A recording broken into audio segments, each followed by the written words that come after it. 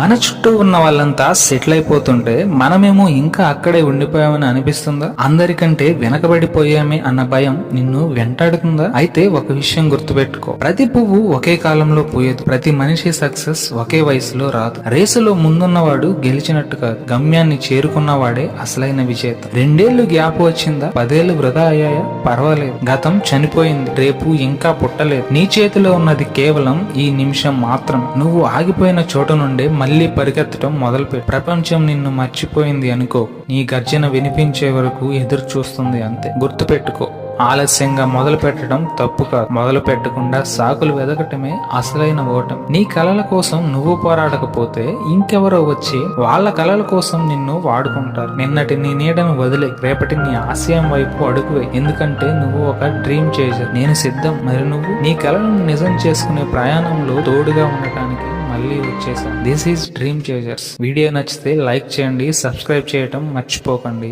Jai Hind.